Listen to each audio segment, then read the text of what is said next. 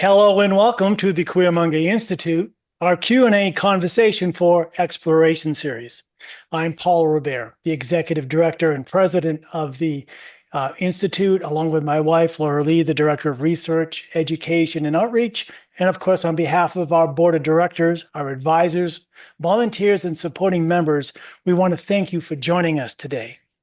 The Queermonge Institute is an independent nonprofit research organization committed to researching consciousness and the human experience, following the footsteps of our founder, anthropologist, Dr. Felicitas Goodman, and our focus is reflected in three main areas: experience, education, and exploration. We respect the path of academic balance, the creative pursuit of science, while advancing, conserving, and restoring a direct experience of that deeper human connection to all of life. So it's part of our mission to expand our own experiential research with the multidisciplinary understanding that's available to us today. And as an educational institution, we take an open approach. We created these Sunday roundtable discussions where we can invite scholars in related fields that help broaden the scope of our own work and exploration. And that's why we call this Conversation for Exploration. You know, at the inception of this institute was the insightful work of our founder, Dr. Goodman, where she looked for clues in the world's collection of ancient and indigenous art and decoded selected artifacts as ritual instructions. She was able to reveal hidden mystery embedded in the drawings, in the sculptures, in the symbols. And I feel like this dovetails nicely with today's topic. We're going to journey through history to explore the esoteric teachings, the rituals, and symbolism of ancient mystery schools. Mystery schools were an ancient institution where initiates were taught secret spiritual knowledge and practices, often focused on the mysteries of life, death, and the cosmos. And these schools had specific prescribed rituals and symbolic initiations designed to guide participants towards a deeper understanding of the universe and human existence. And many of these traditions were passed down through generations, often veiled in secrecy, and they continue to influence our current spiritual, religious, and philosophical thought. Our guest today will help decode these ancient practices, shed more light on this hidden wisdom that still resonates with us. Laura? Well, members of our community have been long telling us that the Queermonge Institute is a mystery school. And in some fundamental ways, we have to agree. We consult the mysteries. And a mystery school would be something that, Paul, you and I just happened into. Like we just happened into this spiritual embodied practice.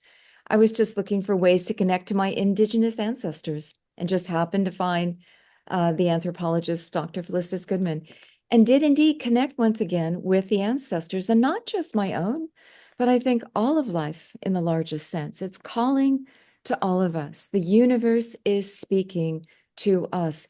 And I think that the various mystery schools arose to help decode the language of the cosmos, to more fully engage in that dialogue. Are the mystery schools a mystery school because we engage with the mysteries?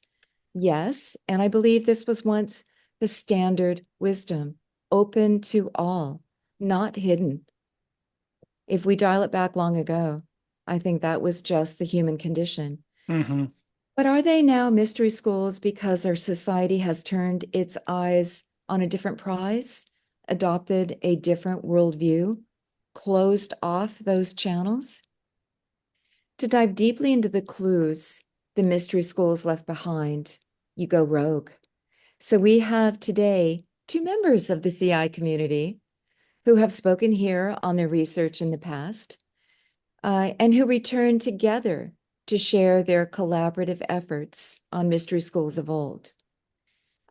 Two rogue scholars. Ladies first, Janet Rudolph, longtime shamanic practitioner and teacher, author of Desperately Seeking Persephone, among other books, and David Elkington, author of 3 books. The Ancient Language of Sacred Sound is the one I'm familiar with. Got to keep up with these two. They're continuing their research, and that's why they're both here today to talk about mystery schools. And just a few words from you each before, Janet, you're going to take us deep into your dive first. But David, mystery schools, you've long been looking at the Western mysteries. We've had many interviews with you over many decades talking about the Western mysteries. What's your interest in this? What's your quest in all of this? Just briefly. I'd like to know. That's the answer to your question. Mm. It's one thing that that short sentence is the history of humanity, isn't it? Yeah. We want to know, and who are we? Where are we? Where do we come from? And the more I was schooled and conditioned to think in certain ways, the more the Irish part of me rebelled against that and said, no, no, it's more personal than that. And that's what I discovered. And, one man's meat is another man's poison, says the 18th century saying. And, mystery is itself something so essential to human life, to intellect, to our sense of curiosity. And God forbid if we should ever uncover all the mysteries, because then we would have a very bored race and we would just destroy ourselves. Mm. Well, I But think the mysteries are going to continue to be the mysteries eternally. I hope so, because the more you discover, the more you realize you don't know. And They'll that's let you know. the mystery of all. So Yeah.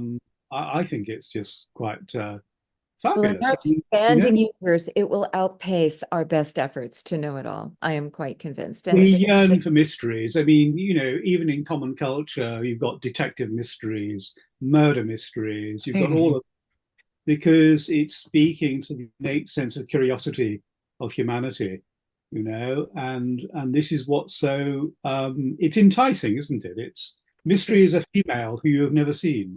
Mm. It's enticing. It's something that promises so much, but you can never quite grab hold of it. Yeah. As Churchill described Russia during the Second World War, it's a mystery wrapped in a riddle, wrapped in an enigma.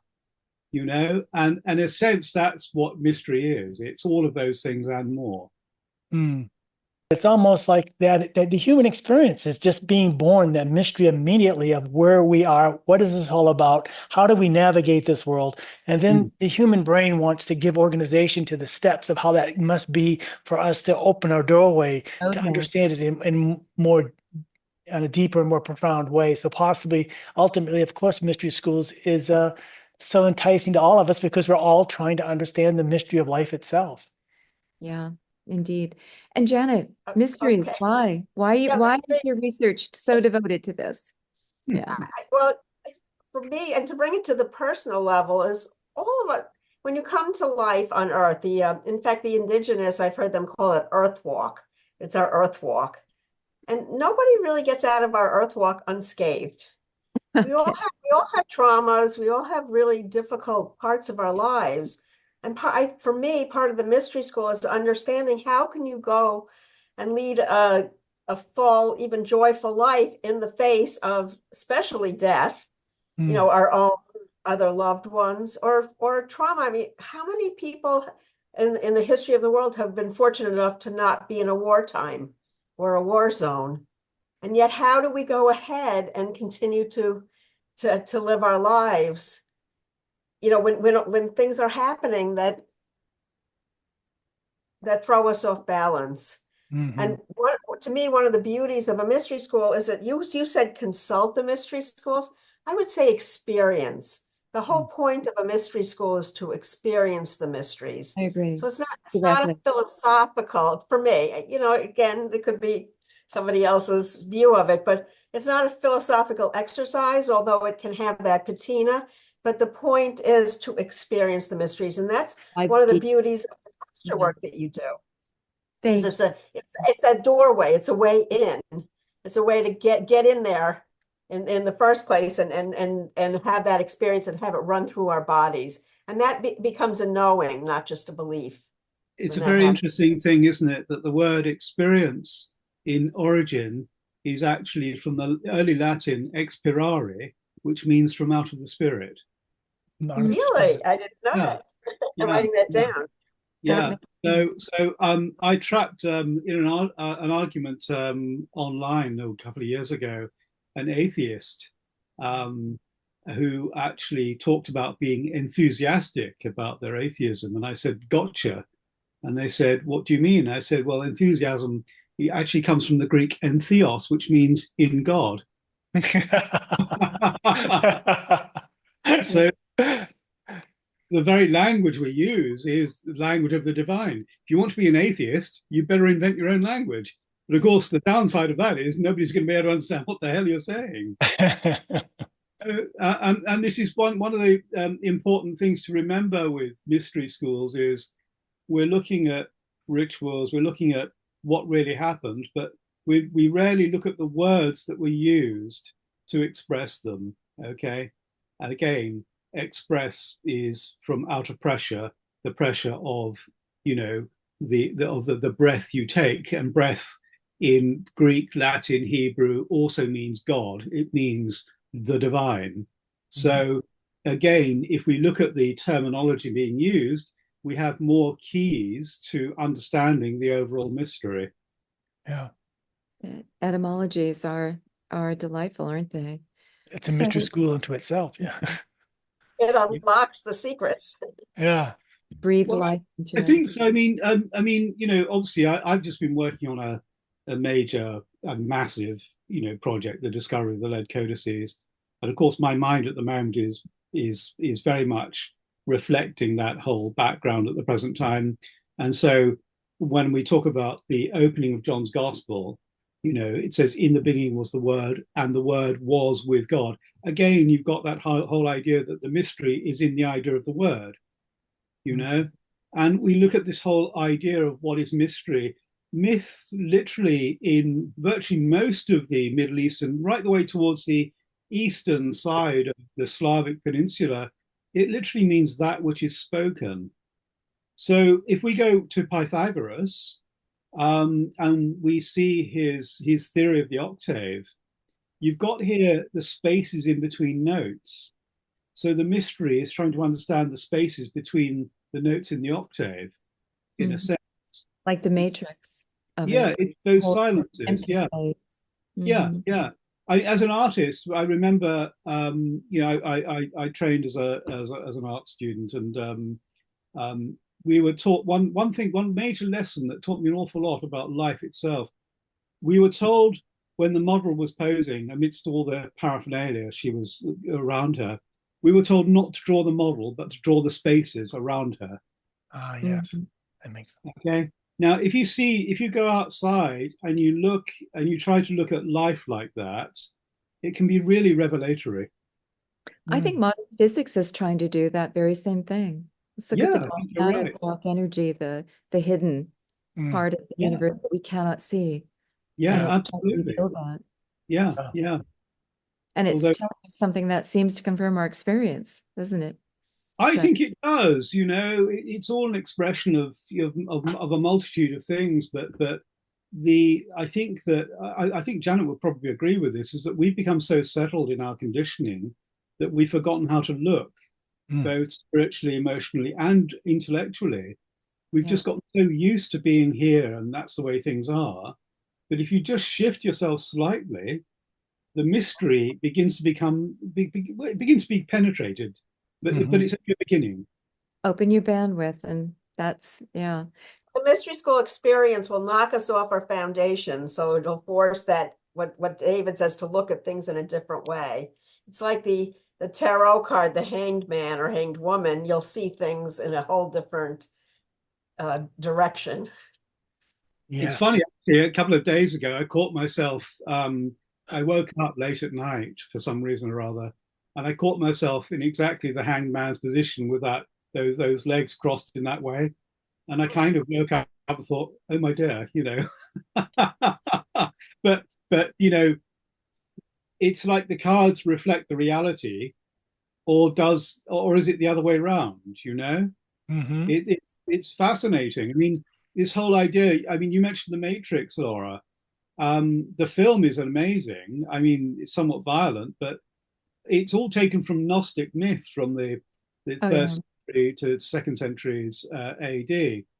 But what's interesting is the way it presents the whole thing as this is an illusion, And now we find computer scientists saying that actually it's looking like the whole, myth of the whole illusion of where we are is precisely that. It's an illusion inculcated by some deeper Well, consciousness or our intelligence. own, our own bodies are creating an illusion of the world. It's processing it in our brain.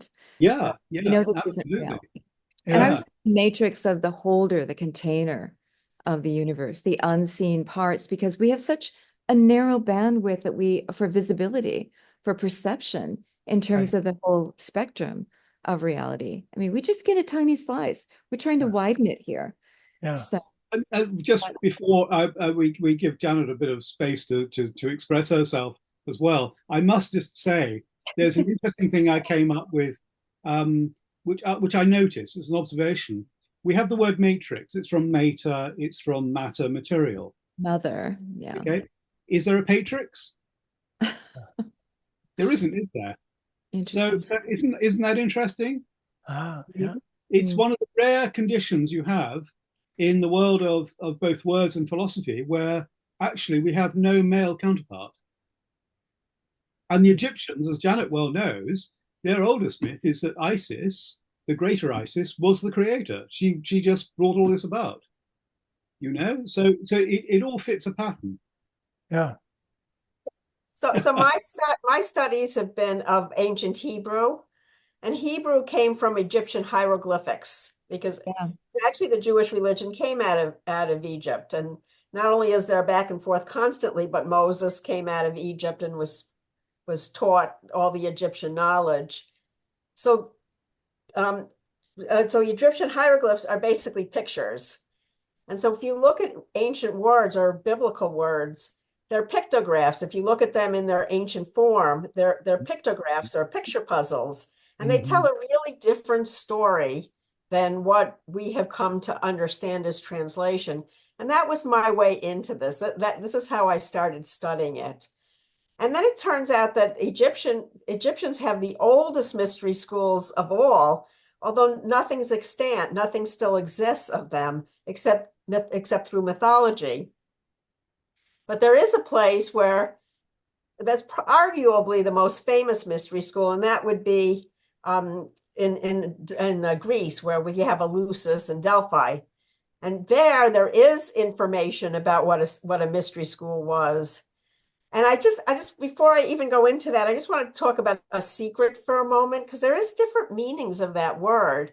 And in the Hawaiian thinking of it, which is one of my traditions, a secret is like a wisp of the wave, the mist of a wave when it comes up on shore. It's not something you can hold on to. You try to hold it and it dissipates. And that's what makes it secret, is it's just hard to get to, hard to understand. I love that. Yeah, no, isn't that beautiful? It's really beautiful, really is. Yeah, and another thing about secrets, they were saying, oh, they were sworn to secrecy, and Laura Lee was saying this was available to all humankind, and I tend to go more in the direction of available. And the reason it was a secret, not because, oh, I know something you don't know, is it had to be experienced. So if I tell you what I've learned, it won't necessarily do you any good unless you take off on your own quest to try your own earth walk to understand for yourself what is going on. Don't you find that fascinating in tandem with near-death experiences that people have? Yes. I just think that there was a time when this was experienced directly because we all had the technique. Goodman argues that if you go back early enough, this was available for everybody. We all have the equipment to do so. It was standard. You were odd if you weren't experiencing this. Yeah. Yes. Yeah, I think you're absolutely right. And I think that's the tragedy of modern times. We've become so inured to our own self-obsessed culture that now, if you are interested, you're an oddball. That's it.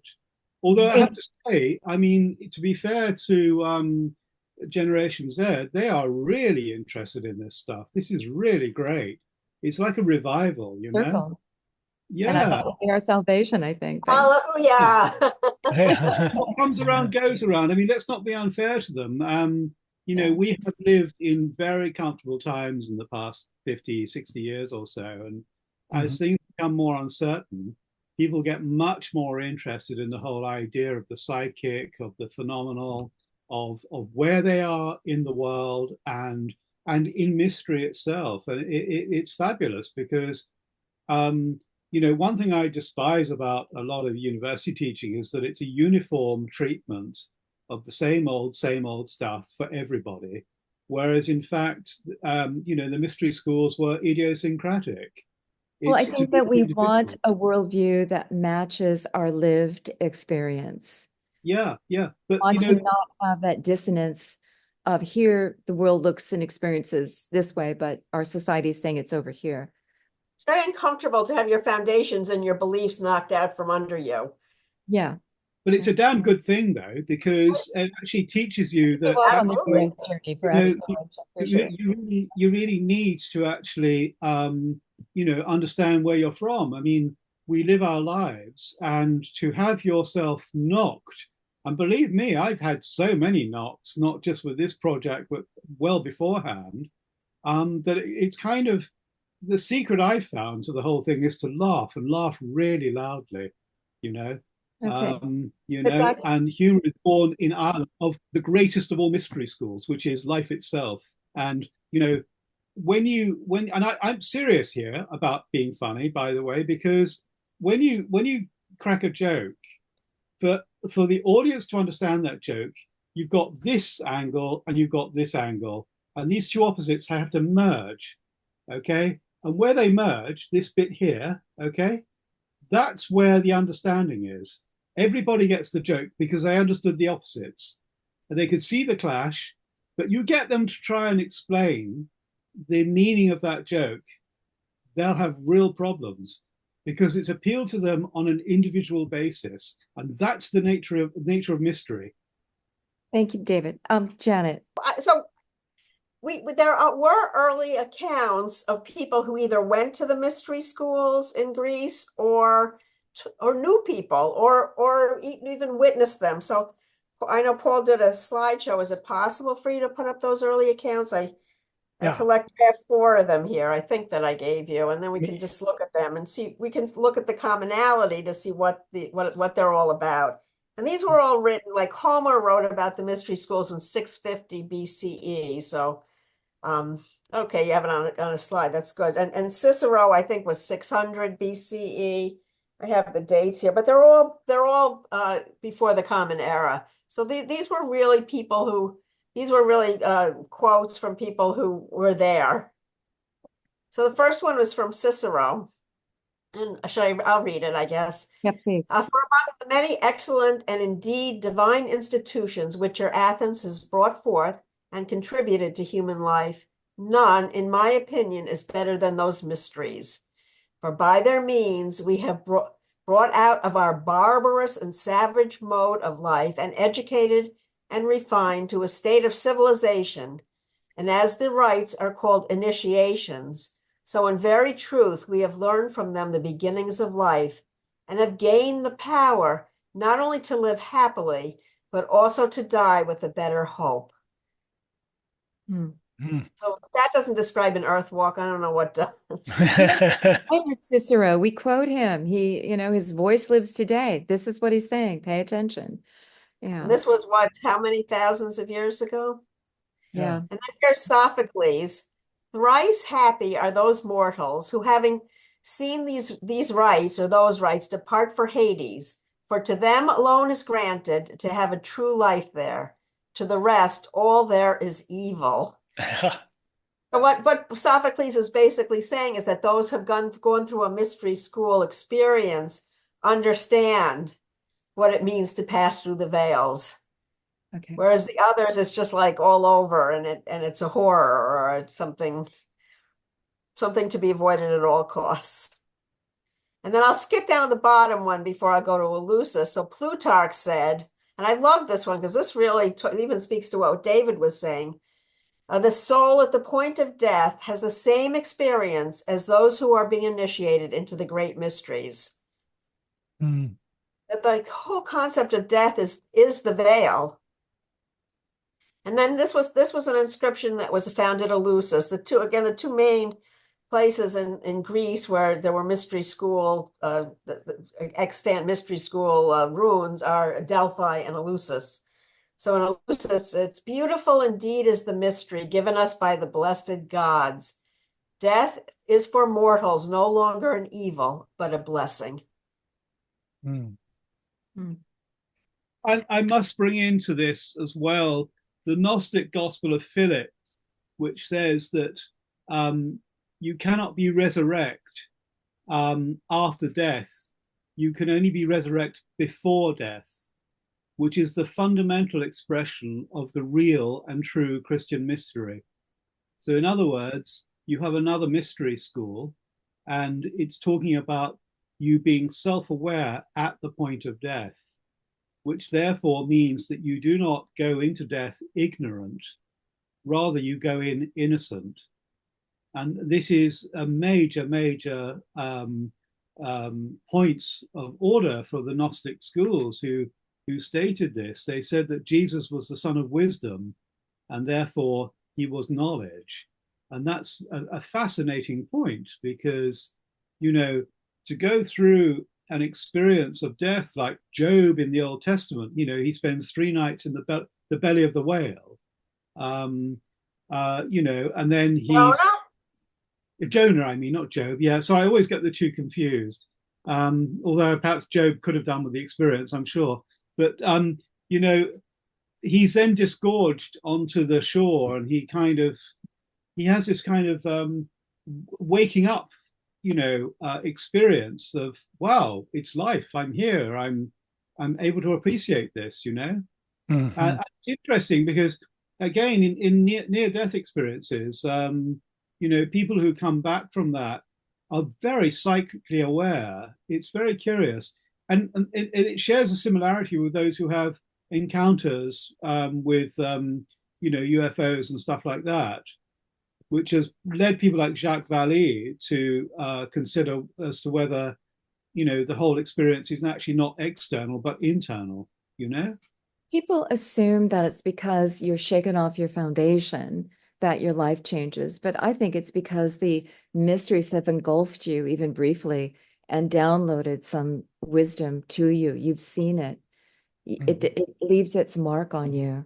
It is what you do with it. Some people let it go and then that's it. You know, it happened to them and they're done with it. But some people, it sets us off on a journey or a quest to Oh, say, indeed.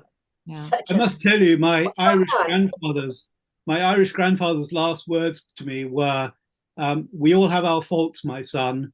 The secret is to be very good at them.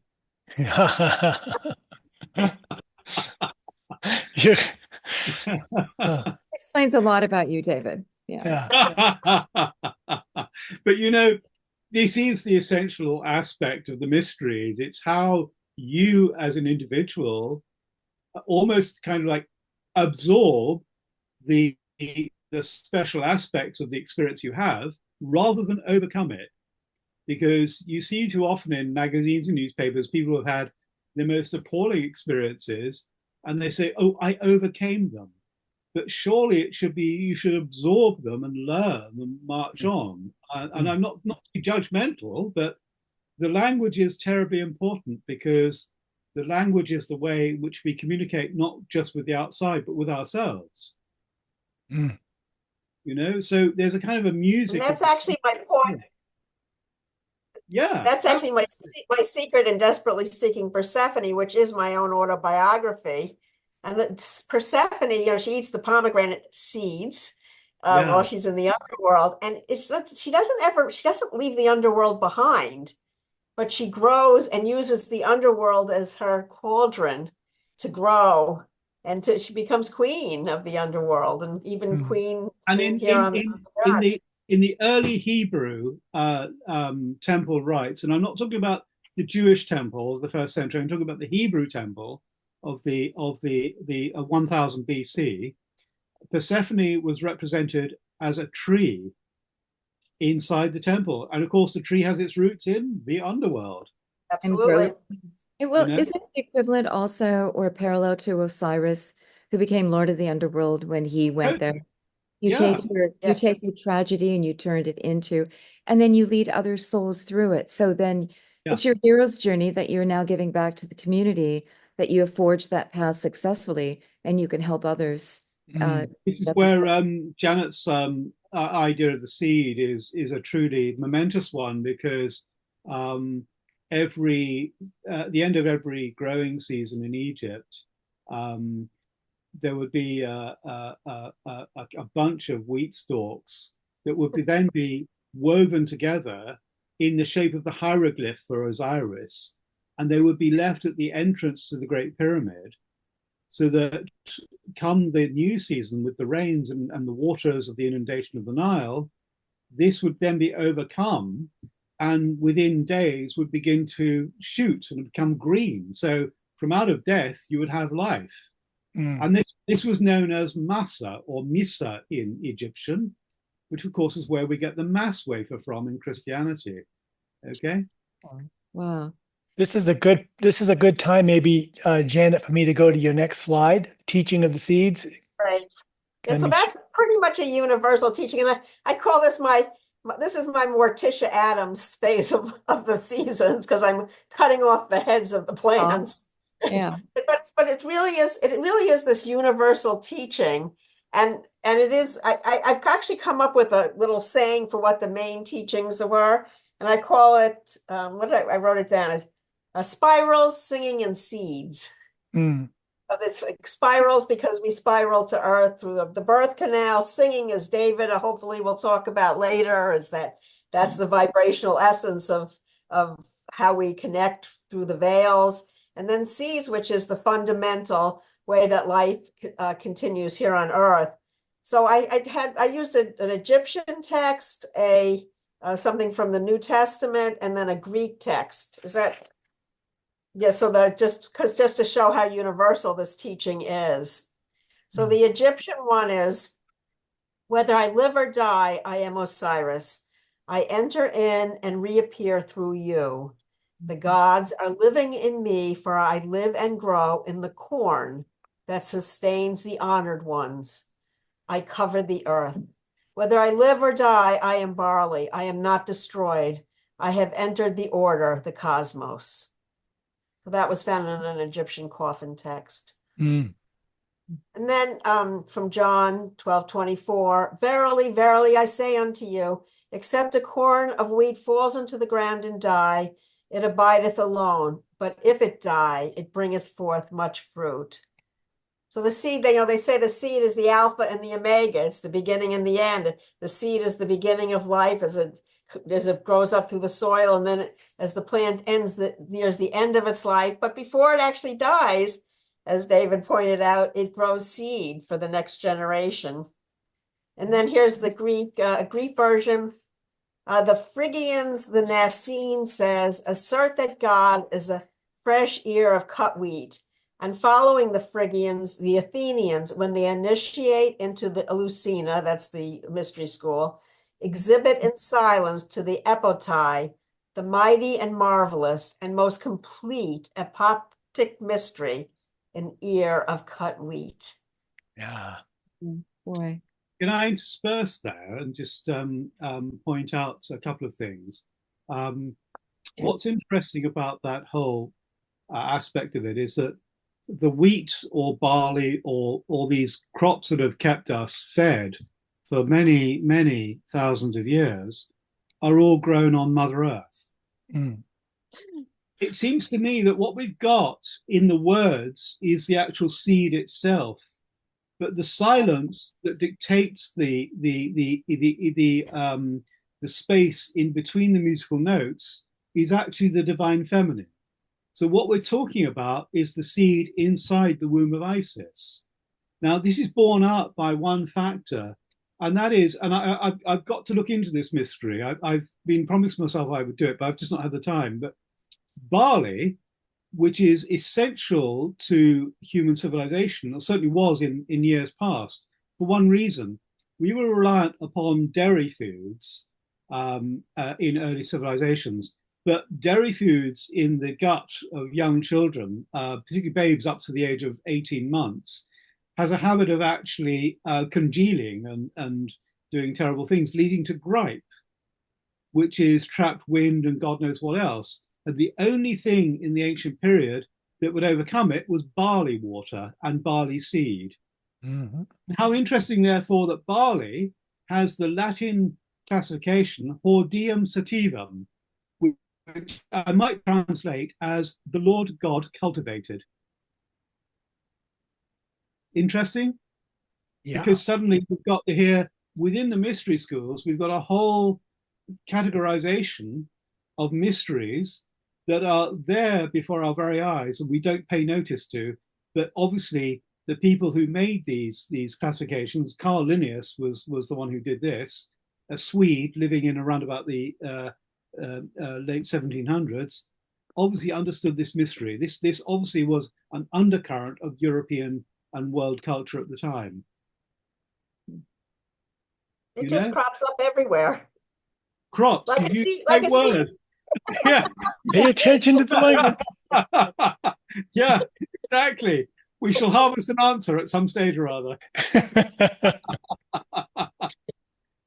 Oh, But this is part of the joy of the whole thing. It's a kind of one thing meets another, and another thing sparks off, and it's all there in the very words we use. And this is why the poetry of language is also the poetry of understanding.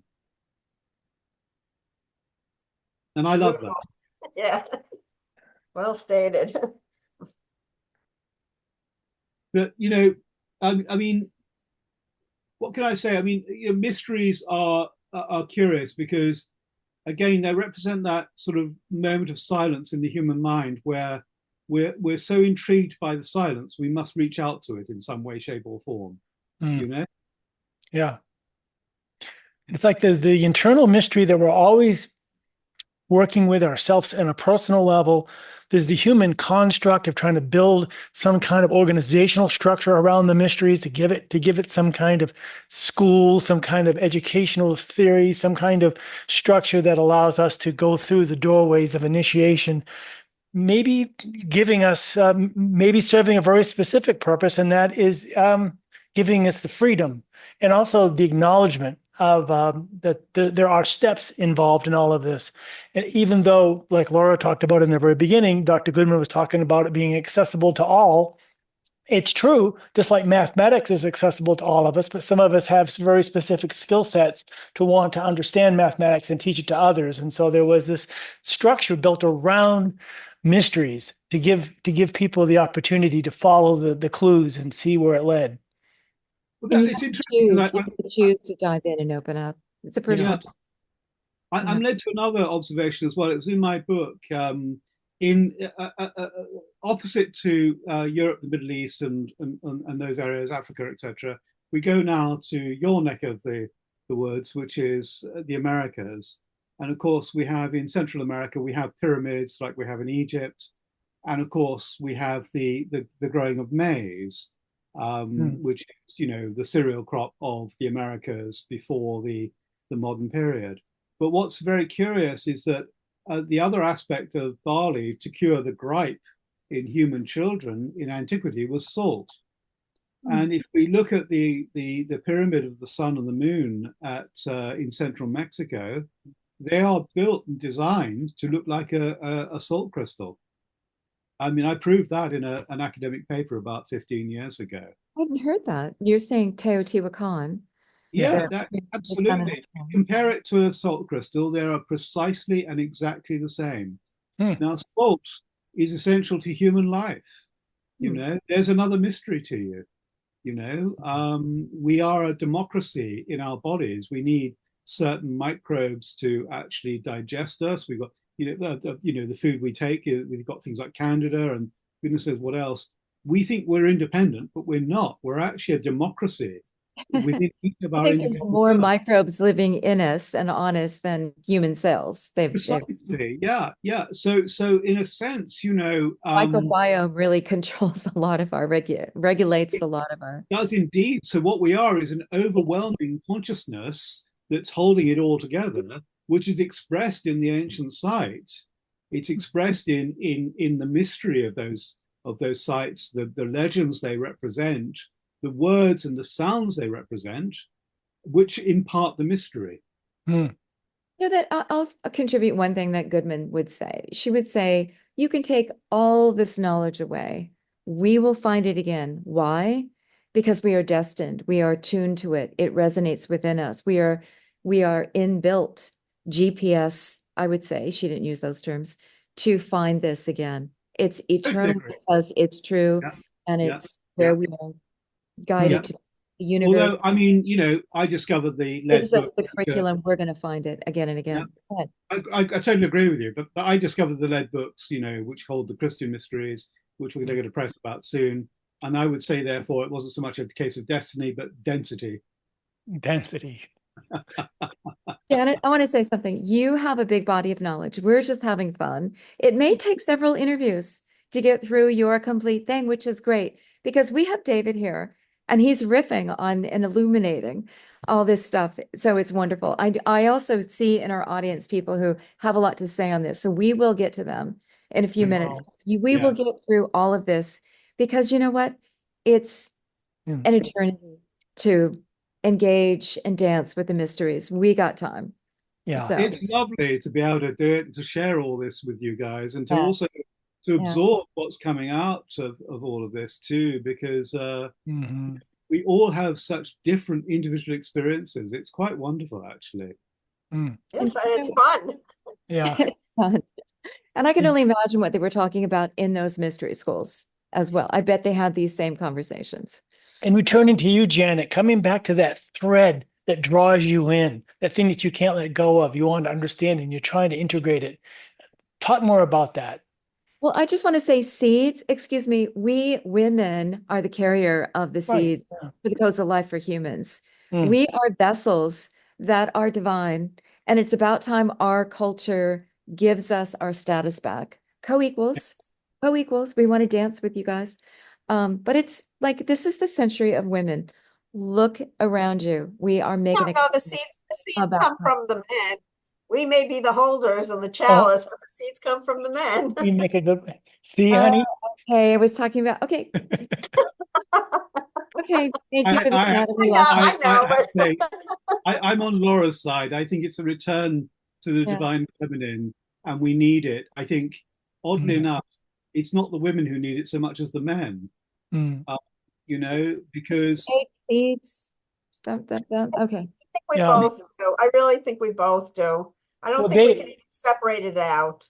Thank you. I think if we try to, I mean, maybe there's certain points of teaching that are different for men and women, but which are important, but it as a whole, as a gestalt, I don't think. Going back to a previous discussion David and I had back in March, where we hosted a conversation on the sacred masculine and how that all integrates as an important aspect of the divine feminine and the balance that secular cycle of life itself. So I had been thinking about what are the tools, at least of the ancient mystery schools, and whether they're used in modern schools or not. There's so many of them, I don't know. But certainly one of them is that you use, it's the labyrinth. Yes. The labyrinth is it's so old. There was a Herodotus, the historian, said that Egypt had a labyrinth that was more impressive than the pyramids. Oh, really? Yeah. Wow. So and Pliny said that Daedalus was inspired by the Egyptian labyrinth to build what he built on Crete. So apparently there was a huge labyrinth complex in Egypt, and there's not a sign of it anymore. Interesting. And the labyrinth is a really important meditation tool. I mean, just think about today how people use them. Just again to walk into a labyrinth and to experience what that offers us. There's one of the terms for a labyrinth is cave heaven. And the idea is the cave is because the underworld or the earth is completely beneath us and the heavens are above us. And as we stand in the center of the labyrinth, we ourselves, we're the rainbow bridge. Our spine, to use an Egyptian term, our jet column I think of it not just as a column, but as a a tube of energy that moves in between. That's part of how you experience. A labyrinth has also been called the birth canal of the great goddess. Because as I just mentioned briefly, as we come to Earth, we spiral through our mother's womb, through our mother's birth canal. And when we walk through a labyrinth or a spiral, we spiral back to rebirth. But that's the fundamental symbol or sign of the imprint of life. How many times in our ritual posture sessions have people experienced the spiral and going from earth into the heaven again and again and again and again and again? So even though we don't know anything about mystery schools, we're not educated in that way, it gives us that experience. So no wonder I see so much resonance. And there's Dr. Goodman saying, even if we didn't know anything about it, well, we will discover it because it's our experience. Yeah. Yeah. So that was one of the tools of a mystery school. Another tool is what we call original baptism. And they had the Nile at their footsteps. So again, there's not really any extant knowledge that they used the Nile for baptism, but the Nile was the spine of Egypt, and all the temples of all the birth and rebirth are along the Nile River. Right. And in an original baptism, you would go into the waters at night in the dark, which was a symbolic death, and you would rise up in the daylight as a rebirth. So this was they considered a water purification. It wasn't a one-time thing. It was something that was done constantly, and because you have later on you have Christ being baptized by John the Baptist, and so this kind of traces back to the original of what the kind of baptism was. Even nature herself give us that same scenario. We come from the ocean of the womb out into the daylight. So it's this, nature herself. So, and again, it's a chance to experience it, because that's the whole point, is to experience it in our bodies, what you have called embodied spirituality, quite rightly, because then it doesn't become a belief. Oh, I believe XYZ. I have experienced and I know. I know it. It's interesting how that parallels the status of the child in the womb, because of course amniotic fluid is fairly salty. It's very the ocean in the breathing in. It's so therefore the whole idea of us then being born and seeing the ocean, there must be some kind of a memory there, perhaps. Right. It's interesting how in ancient Sumer the god Oannes is to be seen as a kind of a man wearing a giant fish skin, and it's again this whole idea of us being birthed from water, from amniocentesis, perhaps. It's a very curious thing, isn't it? One thing always in the mysteries, I've noticed, one thing always reflects another. Layers in my work, if you go to a satellite image of the Sinai region in the Middle East, it looks exactly like a human heart. If you look at the underground streams and the rivers that you see, it's like the veins and the little nervelets you see coursing through the heart at its base, and you think, goodness me, And if you look at the Nile Delta, it looks exactly like the Hebrew menorah, with the seven branches. It branches out to go to the and I've ascertained recently that the symbolism of the menorah was actually of the Nile Delta. It was a memory of the Egyptian schools at Leontopolis, which of course is modern day Cairo. So the fire and water together is the basis of creation. Exactly. Yeah. And don't today's modern nuclear physicists know that? Of course they do. So again, we have this one thing always reflecting another. So if you want to be involved in the mysteries, guys, my advice from personal experience, I hasten to add, not because I've read it somewhere, is just look at something and meditate on it and see the similarity of it to other things. it's remarkable what you'll encounter. It's absolutely astonishing. You know, we think we invent things as humans. We think we're so clever, but actually, it's just a reflection of nature. You We know. just imitate nature. Well, look, you said fire and water. Look at photosynthesis, the sunlight Yeah. hitting the plant. We're walking vials Yeah. of water. Our own mitochondria and our cells are the fire. Yeah. It's just all around us, isn't it?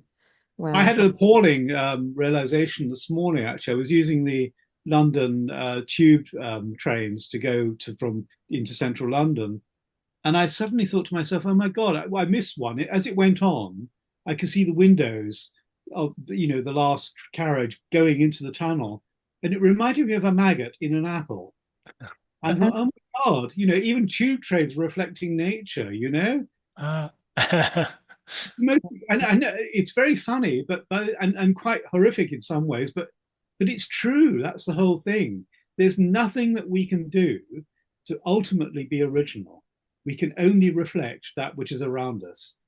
And that is when we are engaging with And the then Yes. I do have one more tool of the mystery school, which will then feed it on to David for him to take it off. Okay, and then line up And your that's questions. And Jim Lahr, I'm looking at you. I want to hear from our attendees Yeah, here me too. after this Me one I guess piece. the final one is the passion play. And the concept is when you either act in a passion play or witness a passion play, it can be transformative. And I think you have, yeah, this is a slide I did. This was a passion play from Egypt. And you see, Zach, they actually give stage instructions.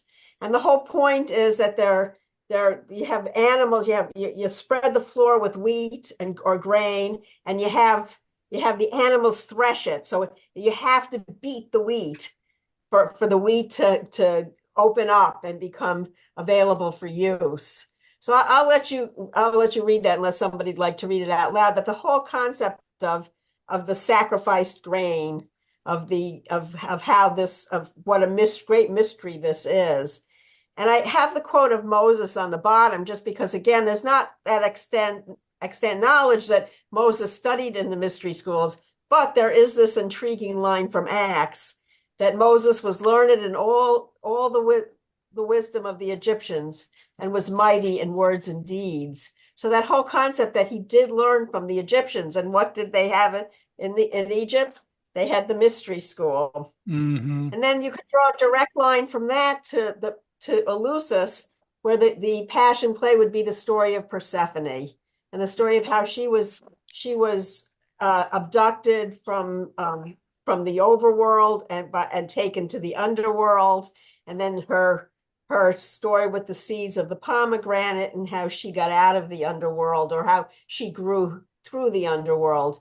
And then, of course, there is the most famous passion play of all, the one that is replayed every Easter. Yep. And that's the Passion of Christ. And there's the through line from the passion plays from the more ancient to modern times and to Christianity, which I thought was a nice segue for David, because he knows, because that's kind of your ballywick, right? Yeah, you're absolutely right. And what's interesting, the first thing that comes to mind is that the passion plays in England occur over Christmas time, and when the weather's very crisp outside, and you have the mummers plays, we call them, okay, which is really interesting because, of course, mummers is a reference to the whole idea of mummies and all of that. It comes from the same origin, and you think, oh, okay, this is another survival of Christian belief coming from out of Egypt. And it's genuinely very fascinating because what's curious is that um, Christianity is survival of the earliest myths, and that the people who brought it about, the Nazareans who wrote the codices upon which I'm working at the moment, the first books ever, they were the ones who preserved this very ancient knowledge, which went back a very, very long time. And the codices state that very explicitly. And so to me, the great majesty of the whole thing is that we've got here a legend that has survived for millennia. And I'm not talking about just 2,000 years. I'm talking about 5, 6, 10, 20,000 years, even more than that. Mhm. It's extraordinary. And now it's taken root in the power of words and the power of meaning. And here we are in our super technological age where we're going to the stars and God knows what else, and we're still reliant on the same myth. Hmm. Great, you know? I was thinking of having a beauty contest of legends and calling it Myth World, but we'll see. Well, it kind of comes back to the whole concept behind Joseph Campbell's work, in that these myths, um, they're timeless and they're not culturally specific. They're something that holds meaning within us as humans.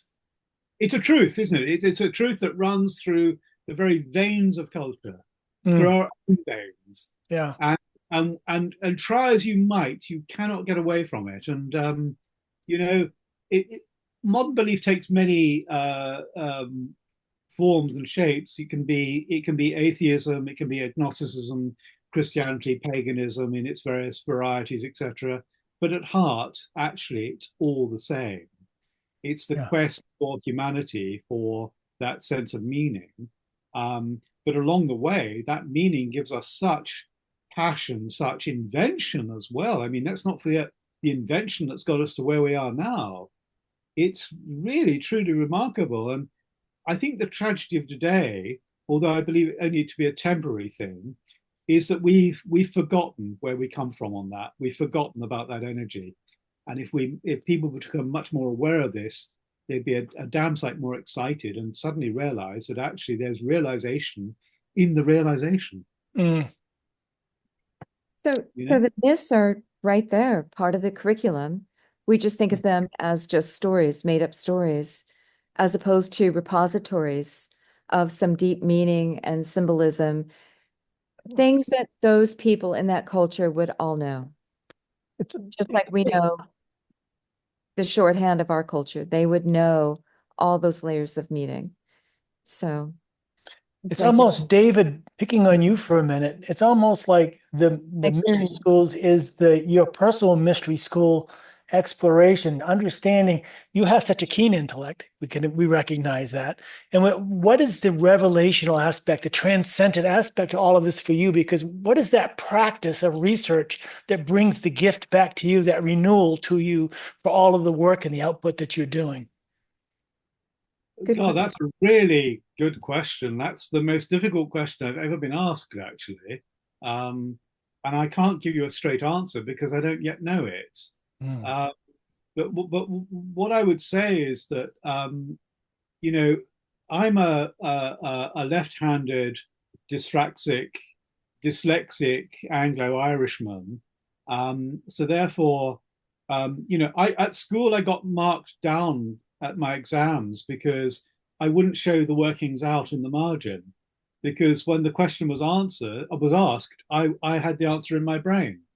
Mm. And unless they wanted to actually have me draw some brain fluid and leave it on the margin, there was no way that I was going to provide them with the answers. And it struck me as about being unfair. And I've since discovered the world is very right-handed, not left-handed.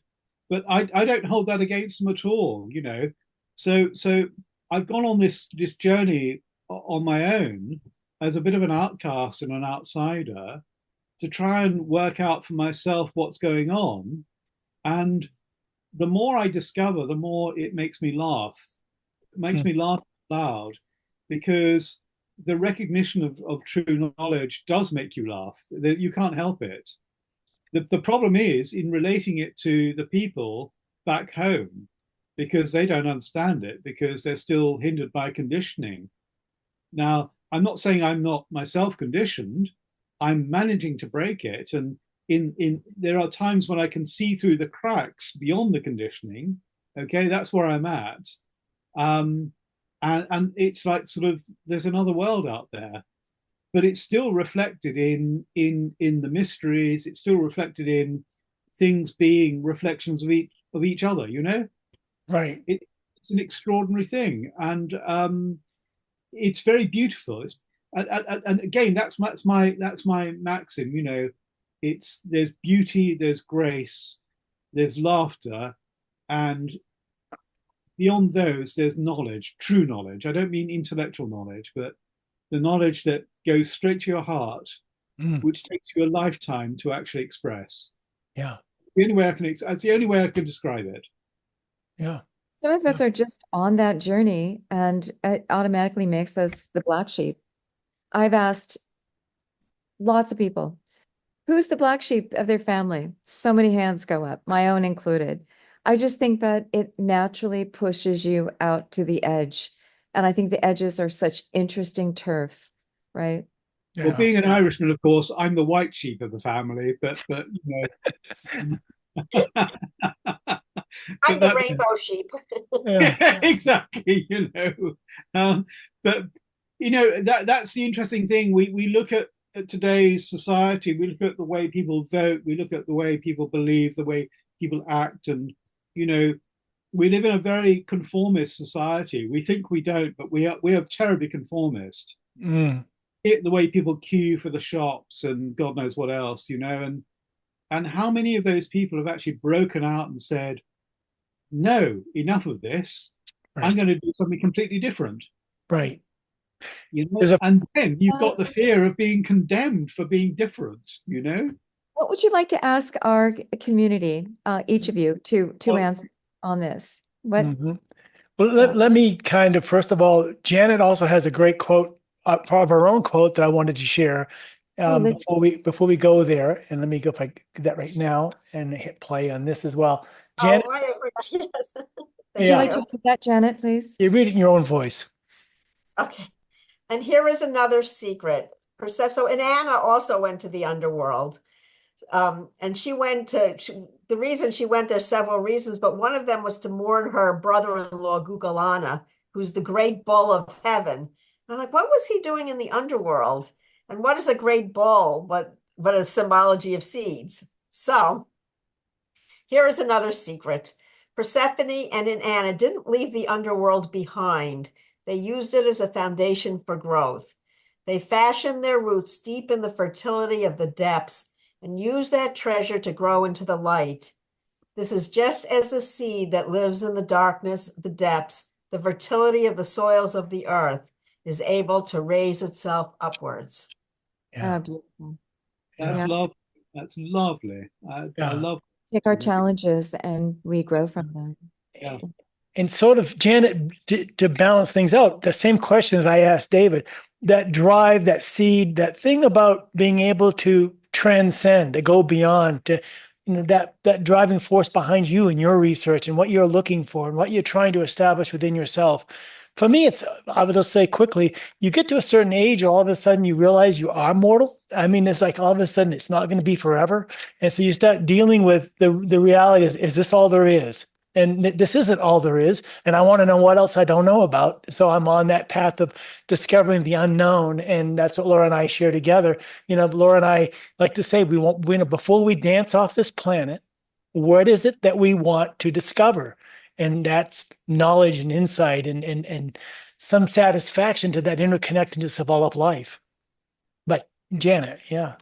Well, for me, this was a healing journey, and it was my brokenness that sent me to the mysteries.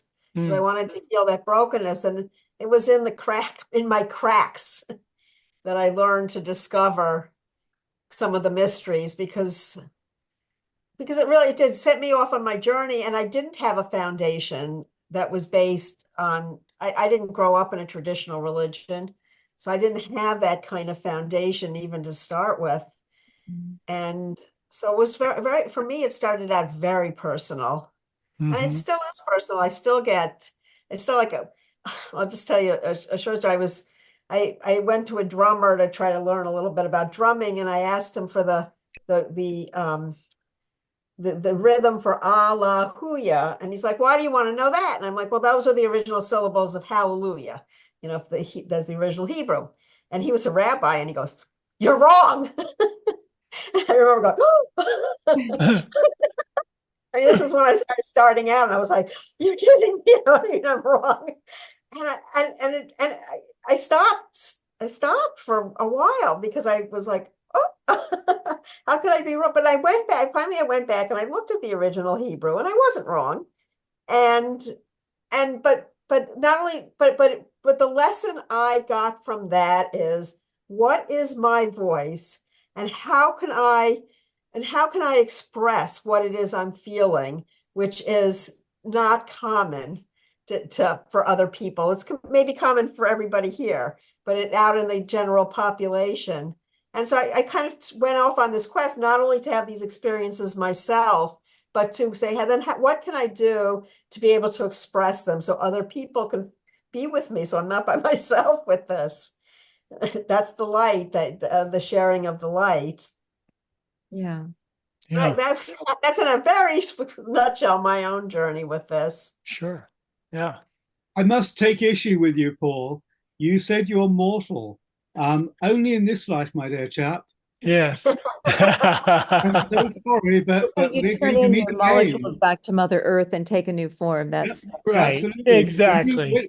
Paul, when you get to the other side, I'm going to be there with a large bottle of champagne, and you're going to wonder what He's the not hell's letting you going go. on.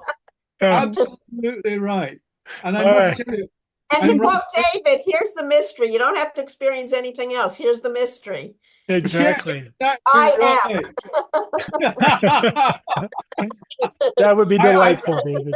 I'm Yeah. writing a comic novel at the moment about on the theme of God, and the last line, as God and the hero part and walk off into the horizon, is God says to our hero, he says, "Remember, my son, it is better to have loved and lost than never to have lost at all." To never have lost it all.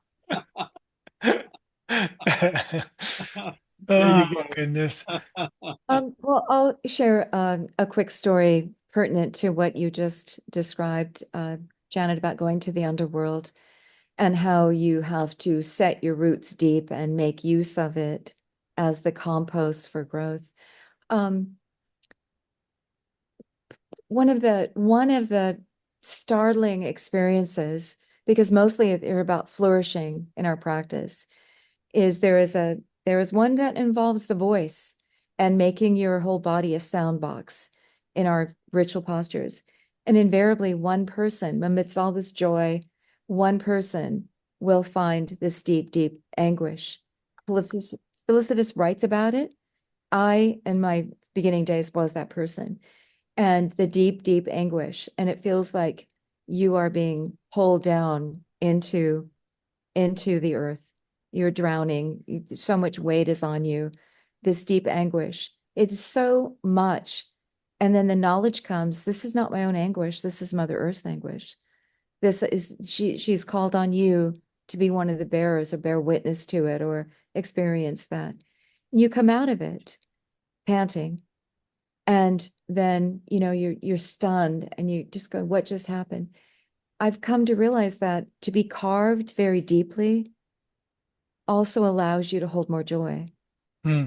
It extends your boundary lines for the depths and for the heights. It expands you this way so that you can hold more, whatever it is. And then I have also had to counsel people who come out of that same journey and say, it's okay. You've done your duty. You were called upon to do this. You've been carved deeper. You will now hold more joy. And invariably, they come to understand that. And so it seems like the hero journey also reflects that. There is the dark night of the soul. Right. There's that anguish, that self-confrontation that we must go through. It's just part of our journey, part of the curriculum. You go through the eye of the needle to come out the other side, goes the saying. And so I think that is also part of the deep mysteries, to see the full spectrum of life and emotion and not to be afraid of it, because invariably, and people have said this, if that's the worst, I know I can bear it. I'm prepared now. I'm less afraid. Mhm. So I think that's also part of it as well. That's beautifully stated. And I just might add, so you're called to hold the anguish. I would say you're being called to transform the anguish. Mhm. Both. You need to hold it to transform it, right? It's part Yeah. of the. Well, maybe not. I was Yeah. going to throw out that thought. What Yeah. you said, For Laura, some of us, we do hold on to it, but Yeah. maybe Me too. What you Yeah. said, Laura, is really beautiful. I have to say, I'm very taken, very struck by it. Um, and not just in terms of the way you've said it, but that's precisely a description of what I've been through personally for the past 30 years. A journey. If I say a journey to myself, I don't mean egoism. It's actually seeing myself for the first time in the mirror as I truly am, and then not just witnessing myself, but actually coming to terms with trying somehow to be happy with that.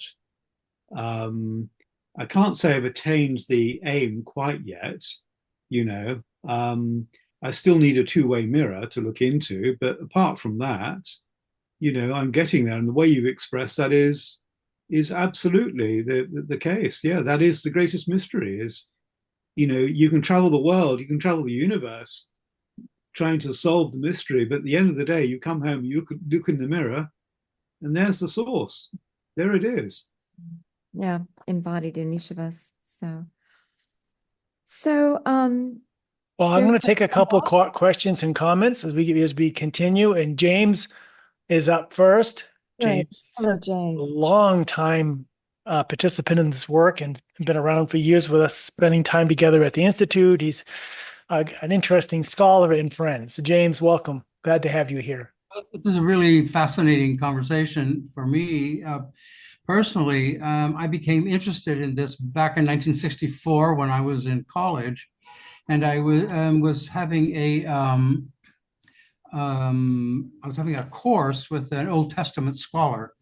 And in the course of that, I began taking a look at what happened in the very early Christian church and about the competition between the cult of Isis and the rise of the status of Mary, you know, as a cultic center for Christians. And I began to study of this, and I was becoming more and more perturbed, you know, by what I was reading, which is probably a good thing. But I went to the teacher and had a private conversation with him and said, I'm having the struggle between these. And he, you know, he did the most wonderful thing. He said, you know, this is one of the things about which I cannot help you make up your mind. You must look deeply, deeply inside yourself and find out where you are in relationship to all of this. Yeah. To say, then I went on and just, you know, I graduated from seminary, you know, so I was ordained and all of that. So I've been in the organized religious thing. And in part of that, I came to be working for hospice. And so and before I started working for hospice, I had a moment when I woke up on the side of my bed or on the side of my bed, there was this young man sitting there. I had no idea where he came from. And I looked at him with this like, well, who are you? And he said, well, I've come here to teach you how to die. And I freaked, and the look on his face was, oops, and he just kind of disappeared. And I went back to sleep, and I thought, yeah, okay, whatever. So two nights later, he shows up again. He says, okay, I'm not here to teach you how to die. I'm here to help you practice how to die. And that was absolutely okay terminology for me. And so I kind of leaned over and I laid down his arms, which were there to welcome me. And I just absolutely let go. Anyway, the point is I then began working for people who are dying, and did for, 15 years or so. And in the course of that, I eventually ended up with participating in Native American ceremonies. And from that, I ended up participating with a teacher who gave me to carry a mushroom altar, the ceremonial altar for what we would call magic mushrooms. However, the whole point of this ceremony begins with a song that anchors a whole ceremony in service. This is not just about your personal journey. It is that, but how are we related to all things? And in the course of that, looking to see what is happening with the people who are in front of me, and why do I find this so intriguing? I remembered that at the beginning of the book of Genesis, when the words are that the creation was being made, you know, unlike the Roman world, there was no such thing where there was a nothing. There was something there. And it's all undifferentiated stuff. And it describes that undifferentiated stuff as in Hebrew, it's tohu vavohu. And that means that's the what we would call a kind of chaotic state, where nothing is organized. And it dawned on me that when I was leading people in these medicine ceremonies, that the whole system was headed towards the tohu vavohu state within them, insofar as they could experience it. Because I had discovered in working with the dying that before someone dies, it happened often enough to there's a kind of glue that holds our lives together, the personality, whatever. And what would happen is that this glue would come undone in the person who was getting close to dying, and their partners wouldn't recognize them, their family wouldn't recognize them. They would sometimes say the most awful things to people, but I learned to say to them, if you can bear with this, in about 2 weeks, they will come around, because this is part of their death work, to come undone. And so I realized that that's what's going on in these ceremonies that I've been leading. I think most other people have this feeling that when people go there, when we go there, we're entering the state where things become chaotic, unheld together, undifferentiated, and there's no map there. And that freaks a lot of people out. And I have to say, that's where you want to be. Mm-hmm. Now we begin to bump into things and find out. And so recreation is possible. So when I put together the fascination with the mystery schools and what's going on, even as we are practicing it today, there is a continuity. Just somehow need to say it. It's experiential, the deep, it's the direct experience rather than the thought of it. Yes. Yeah. I just want to comment and add that in. Well, that's. Oh, yes. It's an interesting thought that I must intersperse with another comment about the etymologies again, and that is that you talk about the sense of chaos and order, and this brings us back to Janet's quote about the apoptai. Interestingly enough, in the ancient religion, the word for chaos is apep or apop or epop, and chaos was actually a kind of a negative serpent that tried to actually disrupt the order of the cosmos. So every day, the sun rises, the sun goes down. And the sun, of course, in Egypt was the god Ra, or Ra Atum. And he was enthroned in the boat of millions of years with all the other gods that would go round the earth. Mm-hmm. And in order for Ra to rise in the morning, the chaos serpent, Epop or Apep, would have to be overcome. Now, you'd think that the hero god in the prow of the boat with the spear in St. Michael-like pose, or even St. George with the dragon, you'd think it would be Osiris, the hero god. But no, it's not. It's his wicked brother Set, who overcomes the serpent, who spears him. And in the spearing of the serpent of chaos, Apep, Seth becomes his brother Osiris. And this is borne out in the fact that Seth's, his color is red, Osiris's color was green. And throughout medieval Europe, jesters would wear harlequin shirts of red and green. And they were the only ones who could tell the truth to the king. Okay? So basically, they were overcoming their own wild selves to be brave enough to give out the truth. It's another mystery that has survived all these years. And it's there today throughout the whole world. Myth does not die, my dear chaps. And to go back even further is you have Tehom or Tiamat, who holds the cauldron of creation. And this is the undifferentiated oneness, the tohu bohu, the chaos.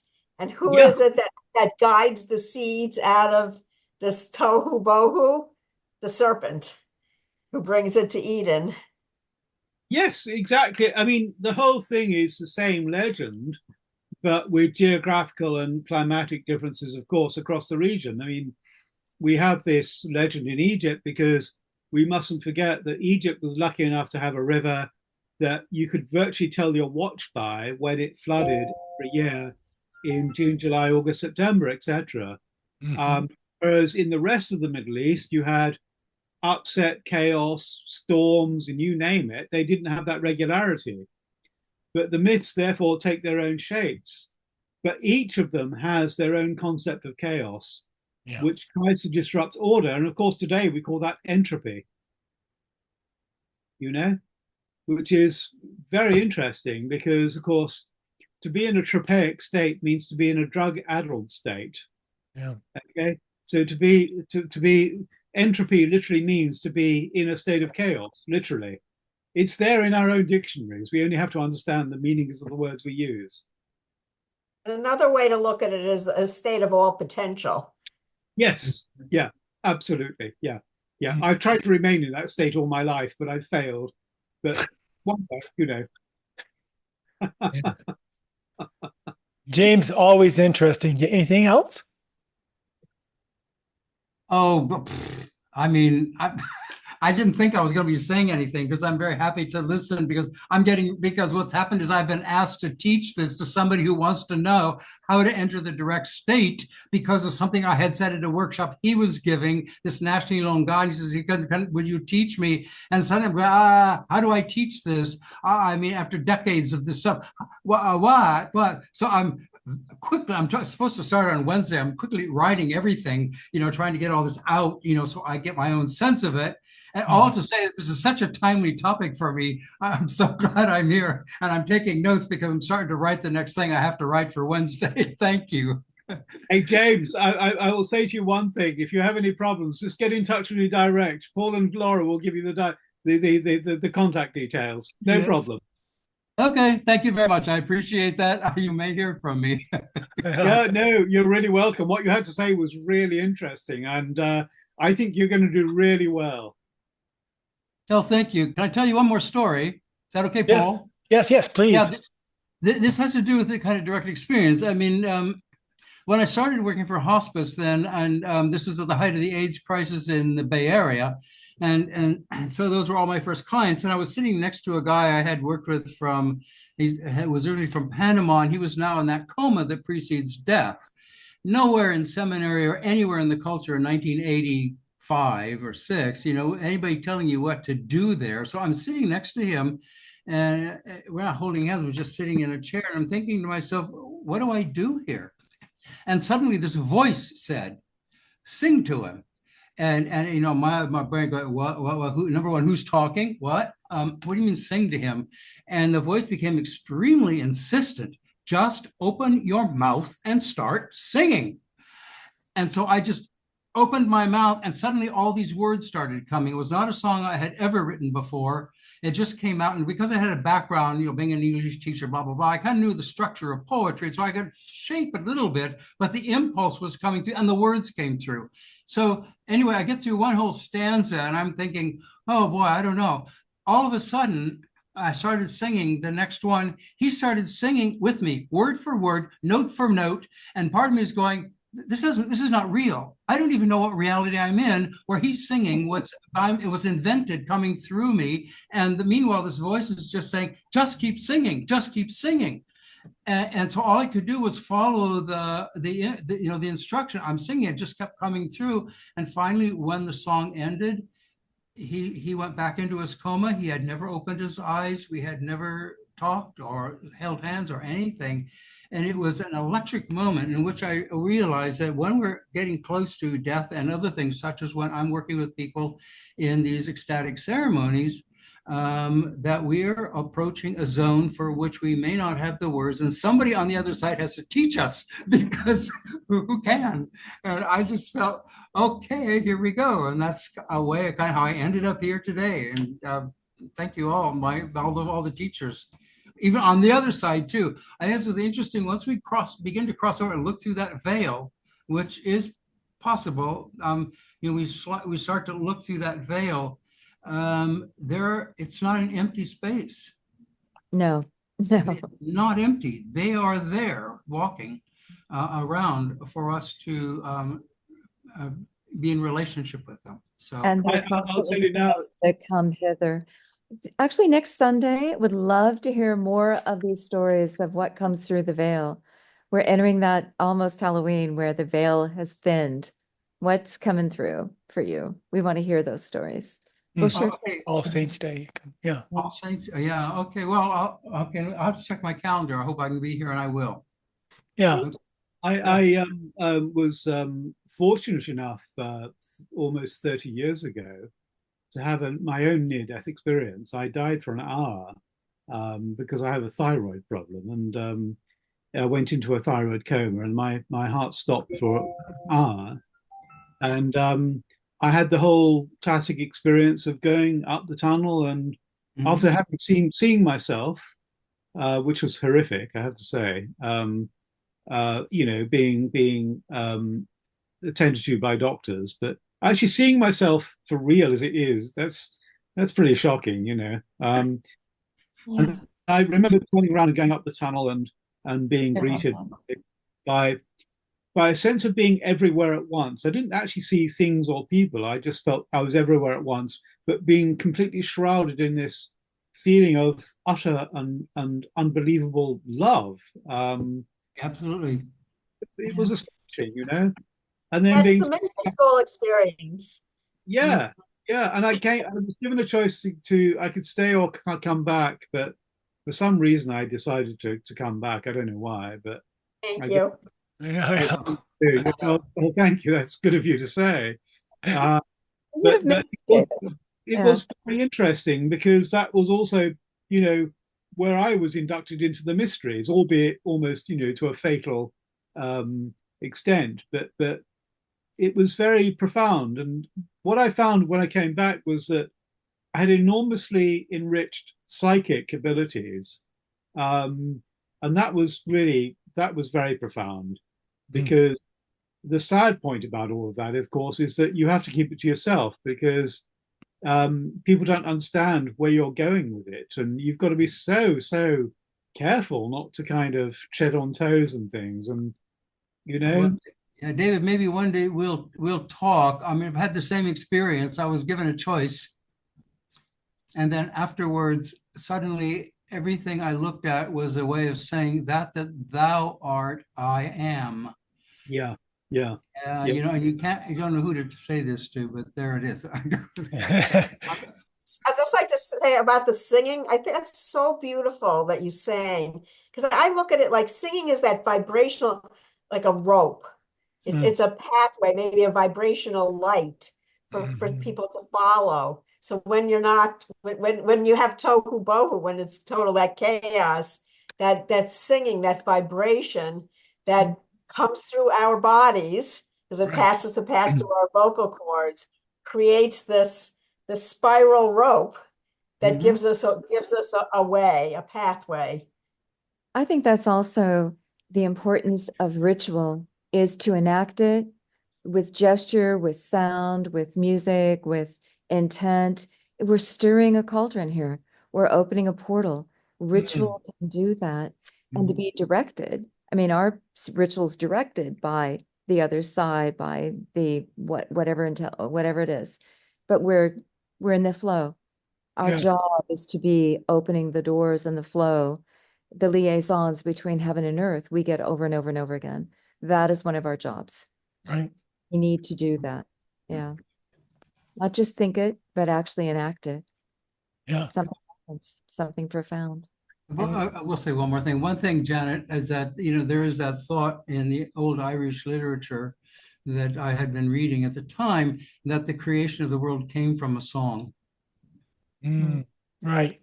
And right. That's interesting. In fact, Holly, go ahead. Do you think that God had an Irish accent? Bro. If she was a woman, I might be thinking flexible enough to have that. I have a quote from a very famous person. His name is David Elkington here. Here it is. There is a reason these stories have all stood the test of time and continue to capture our imagination, because they speak so deeply to the human condition.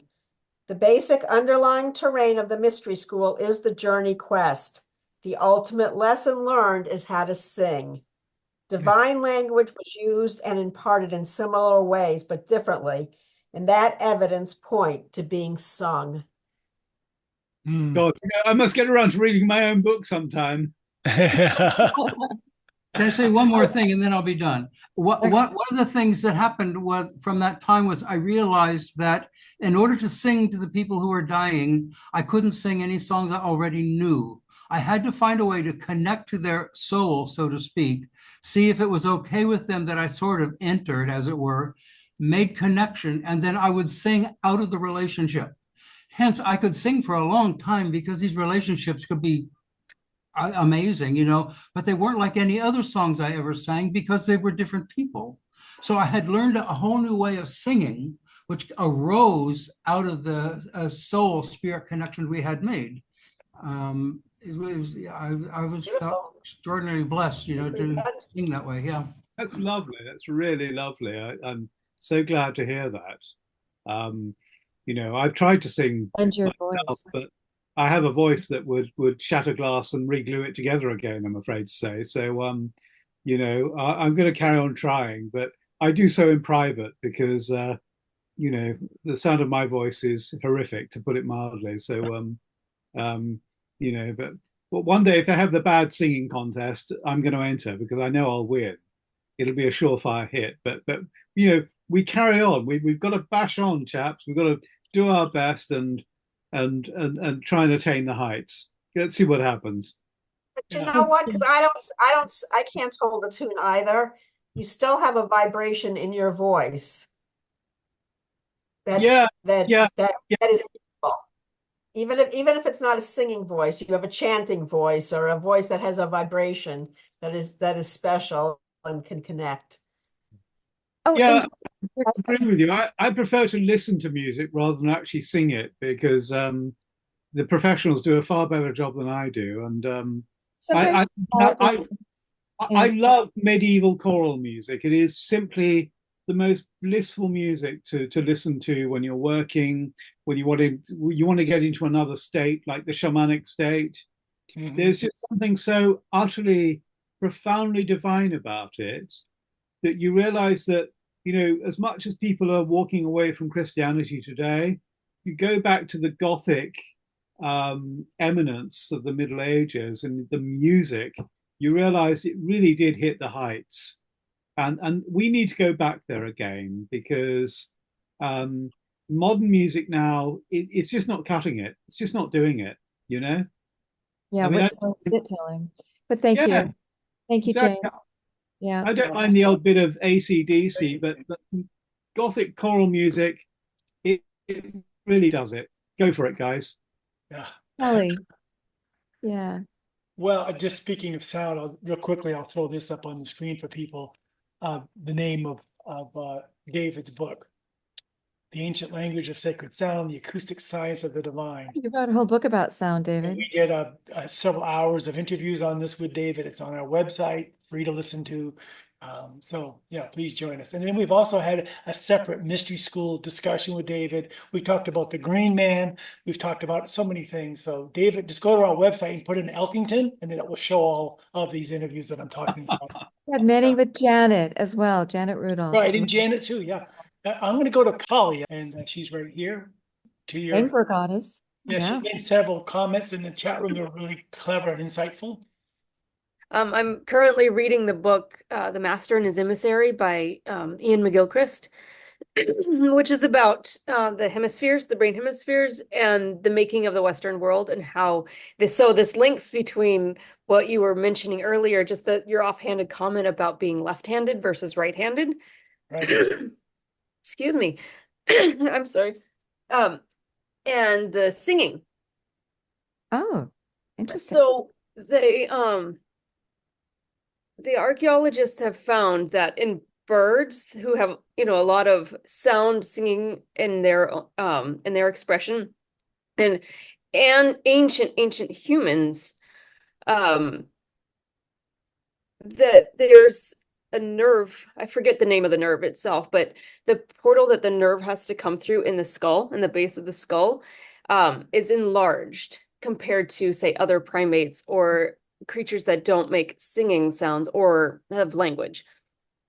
And that And what they're finding is that in these skulls that are super ancient, like pre-Paleolithic, that just is like on the edge of where we're wondering if they're human or pre-human, that was already present Oh, wow. long before verbal language began, like maybe hundreds of thousands of years.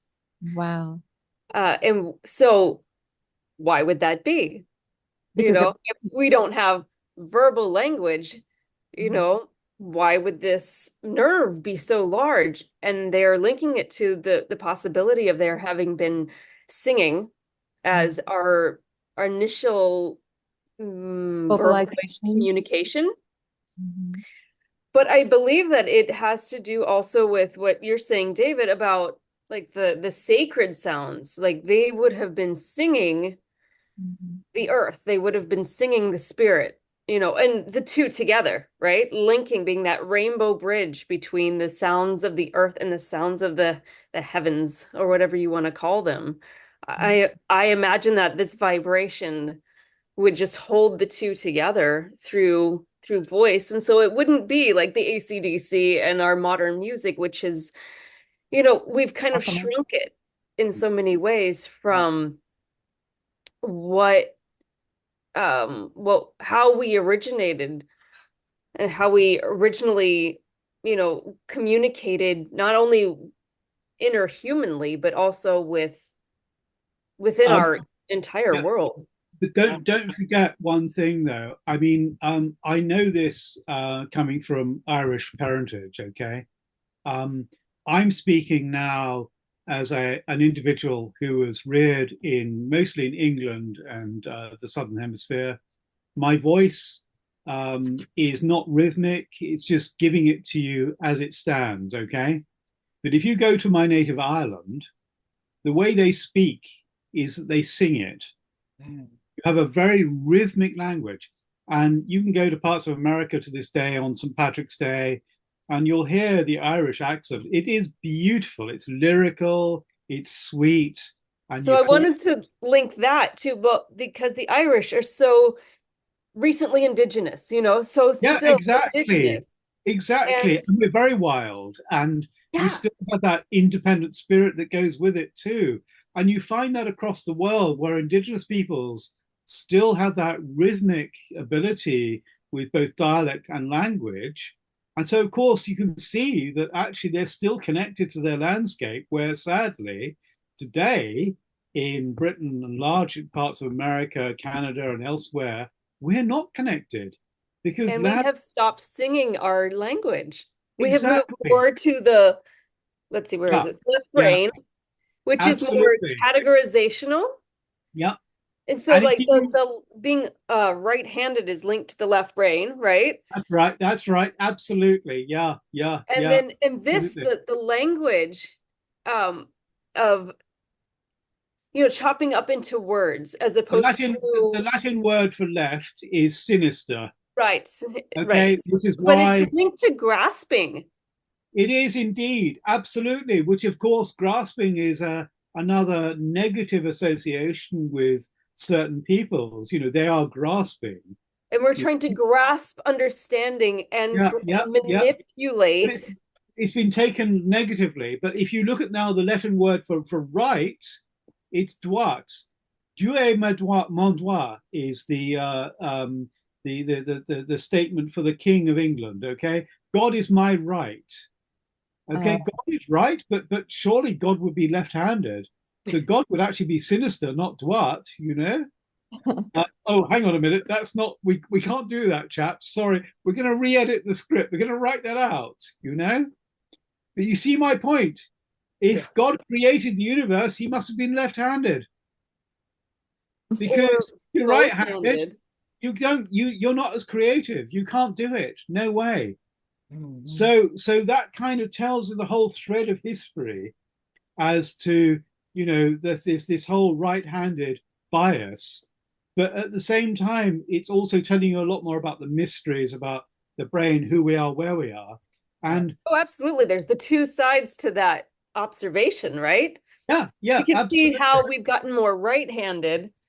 Yeah. But that also tells, like, of the flip side of that coin is what is all the left, the right brain, left movement Yep, yep, absolutely. about I in the Gestalt, like the community and then the facial recognition is all more stored up in here, and the two need to communicate.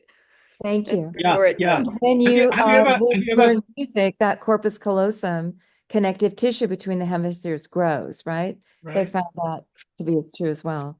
I said of an enemy of mine recently, he doesn't have two hemispheres to rub together. Okay. But what I meant was that in the sense that he was so thoroughly right-brained, he couldn't see the left side of it. Now, have you ever cracked open a walnut? Yes. It's exactly like the human brain. Images, It's really weird, you know? a lot of convolutions. Yeah. Yeah, and when you look into it again, this is something in creation reflecting another thing. The human brain is like something else in nature. So the more we look at nature, the more we find the answers to what we need to find within ourselves. That's been Which is used why, in herbalism for eons.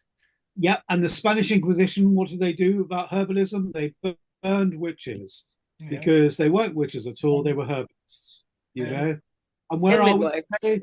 We have a pharmaceutical industry which is way out of kilter and saying you've got to do X, Y, and Z, whereas the actual answers to your Isolates of plants. Yeah. yeah, they're there in your own domain, and that is wisdom. That is the part of the mystery as well.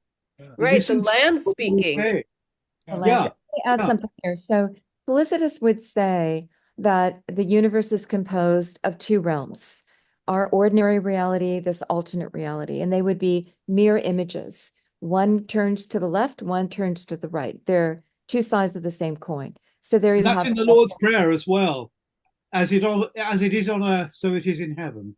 And I want to One say thing that we affects the had other. Anthony Seeger on, who wrote a book, Why Suya Sing, about an African tribe that he became part of their family. They sing. We have a friend who's a ranger at Mesa Verde National Park, Mesa Verde with the cliff dwellings, and he's a flute player and maker, David Night Eagle. And he would be taking tourists around and showing them and playing the flute for them per request. He noticed how much the flute echoed from one side of the canyon to the other and through canyons. So he suggested that perhaps when you have one family living on this side, one across the way, they could play flute or they could sing because their voice would carry and they could communicate better. And so he was conducting experiments about how well sound travels through singing and also playing a flute. High pierced tones travel further in there. Whales and elephants do the same thing. Go ahead, You Dave. know, yeah, whales sing Yes. to each other. Elephants do it through Probably they their find that. footprints on the earth. Yeah, and also the Zulu tribe in Africa, they do the same thing. They sing across vast distances. The Celts with did across whistles. Gaul. Yeah, exactly. Yeah, I thoroughly agree. And today it's all restricted to football crowds. It's very sad, you know. I also want to say, Kelly, you are part of our community that does the ritual postures. How many times has the music of the spheres you have heard within over the sound of the rattle or the drum, or wolves singing, or voices singing, or chanting? That is a very common experience. So who are we listening to when we hear sounds that just we hear, but it's not in the room, it's not the drum or the rattle? People report that all the time. Yeah, Interesting, isn't it? I'm not sure if I have in this trances, but definitely in dreams. Yeah. And other times, when we play drums, sometimes a rhythm just comes out that we've never, like James was talking about. Yeah, or we hear the sound on the wind. David writes about cathedrals and how they're David. sound. And it strikes me also that sacred sites are also very resonant of sound. And that Right, like the ones in Malta that you visited, Laura and Paul. Yes. Yeah. Or Yeah, David, very talk low about resonance. St. Catherine's Cathedral, where we did the sound experiments with John Reed and how they engineered those Templar cathedrals, chapels, actually, to be resonant. Entirely so. Yeah, I mean, That was one of her teachings there. it's a long known science, and yet so little written about by modern commentators, because again they have their ways of seeing where we're going. We've got to see our history according to the official means as a progression, whereas really it's not. It's really like a reflection of ages past, and it's very sad because we're actually ignoring the expertise of these ancient peoples as they emerge from, the cave system. I mean, one experiment I will give to you is I'm going to say to you one word and ask you what comes to mind, and the word is primitive. What comes to mind? Okay? Foundational. Bare skin clad cavemen, Word. and so on and so forth. Okay. Now, if I tell you, Brilliant. I think of brilliant. Me too. well, I- you're rare. You're asking the wrong Okay. crowd. You're very Perfect. rare in thinking that, because the word primitive, when you actually understand its true meaning in the Latin, means firstborn. Yeah, primal. Okay, Wow. so it transformed your idea of thuggish barbarianism into Oh, we're way innocence. beyond that. Yeah, exactly. But actually, aren't we all innocent when we go into the sacred space for the first time to actually experience this? Is this not, the gift of the divine, that we've actually been given such innocence, not ignorance? Ignorance is something much more malign, which is sadly very, very present in the modern world. But we are born innocent. We're not born ignorant. We're born innocent. Ignorance comes from being from actually understanding knowledge in the wrong way, and that's what leads to evil. But we're born in innocence, as the Bible says. Talks about Adam and Eve. I mean, I don't believe any of that stuff, but I do believe its idea of innocence and ignorance, definitely. And this is where we have to be really careful, because innocence is about your initial state and your approach to the divine and how you begin to live your life. Yeah. Ignorance is something to be overcome. Yeah. Because you invited it. Did I see the bird go by just now? That's the tail of this. Oh, the tail of your dog. Okay. Whack. Oh yeah. This is Dido. She's just woken up from a long sleep, and I'm just gonna. There we go. Yeah. Yeah. Oh, beautiful. Holly, thank you. Good insights, good questions, good comments. Thank you. We have Tony Hulk next. Yeah, Tony's got his hand up. He's right here. Thank you, David, on that. Yeah. Hi, Tony. Well, hi. Great hearing you again, David. I really appreciate this discussion. Good to see you. Good to see you. Yes, great to see you too. Maybe we passed this topic, but we were talking about sound.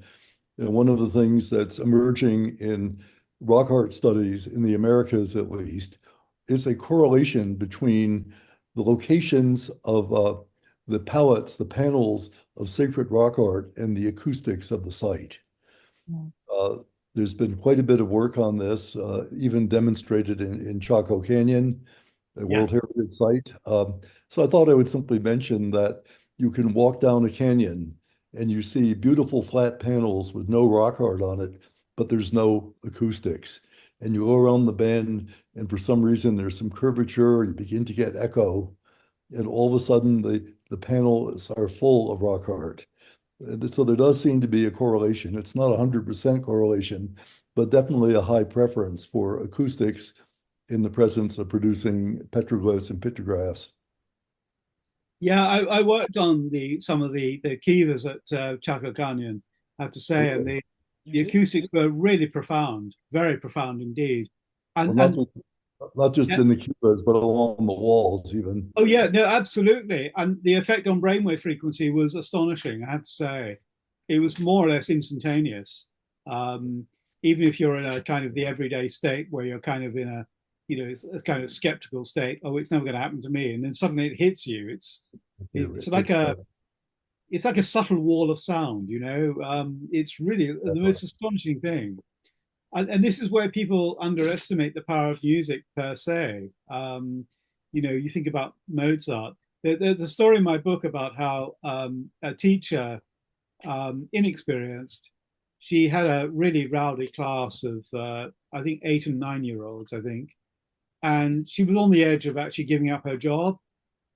And she just couldn't control them. And so she gave herself the lunchtime to think about it. She drove to her local garage to fill up on gas. And when she was in the garage, she saw some CDs and she bought some Mozart, the clarinet quintets. And she went back to her classroom and she just played this stuff, you know, and she just fell into this kind of like trance. And then when she woke up from it about sort of 20 minutes later, there was her class in front of her, completely silent, completely well behaved, completely ready to receive.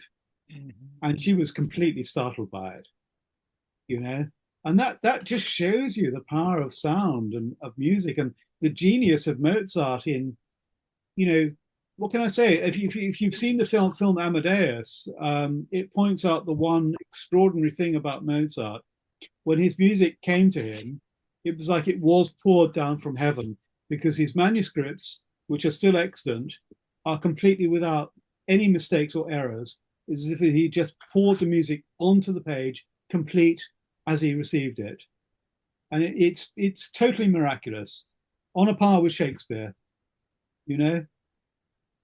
Maybe that's like the voice that you all were talking about earlier, that voices come and we get information that's can be very powerful and cannot be coincidental. There's some meaning to it.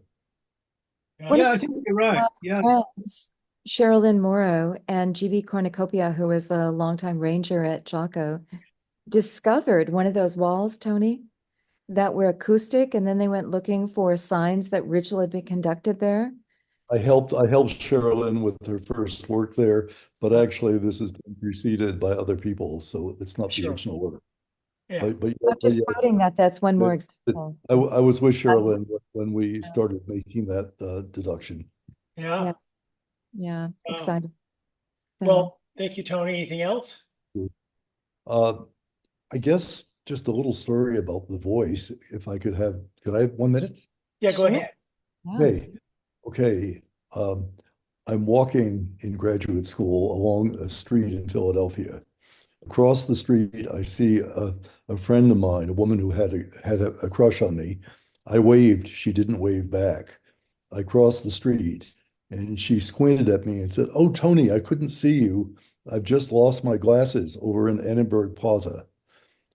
And a voice came out of me that said, and I've looked for over an hour. The voice came out of my mouth, "Come with me, I know where they are."